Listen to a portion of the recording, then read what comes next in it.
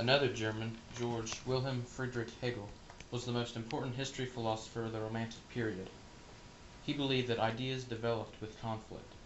A set of ideas, called the thesis, is conflicted with another idea called the antithesis.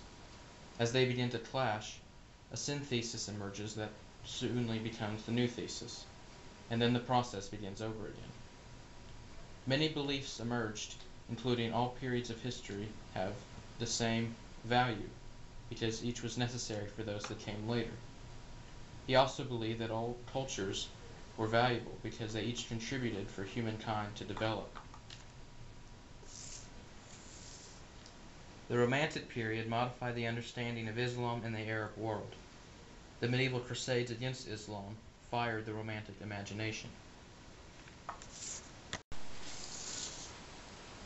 Romantic emphasis on literature allowed many to enjoy stories from A Thousand and One Nights as mysterious and exotic.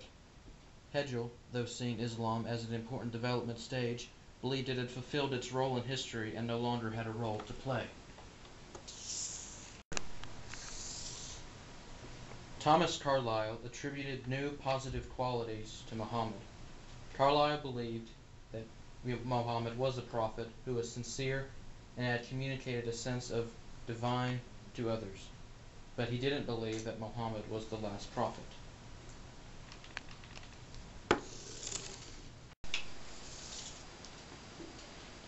Napoleon was the man that greatly reshaped ideas of Islam for Europe. Napoleon believed that to get his point across that he didn't want to destroy Islam, he brought Arabic and Islamic scholars of culture with him to Egypt. He met with all Islamic leaders and had his speeches proclaimed in Arabic. All this, plus wanting to study the Quran, greatly impressed Egyptians.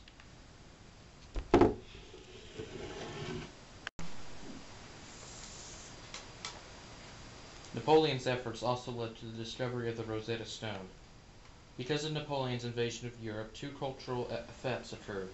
There was an increase in visitors to the Middle East, and there was a demand for copies of Egyptian architecture, like the Washington Monument modeled after Egyptian obelisks.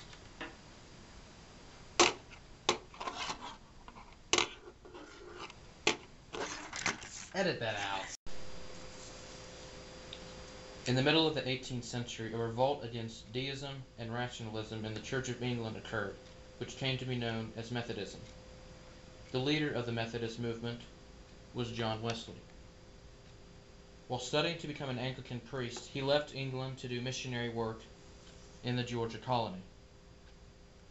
While crossing the Atlantic, a huge storm came over them and threatened to sink the boat.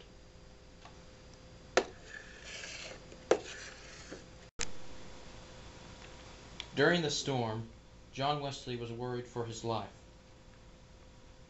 He witnessed a group of Moravians from Germany continue to pray and not be shaken by the storm.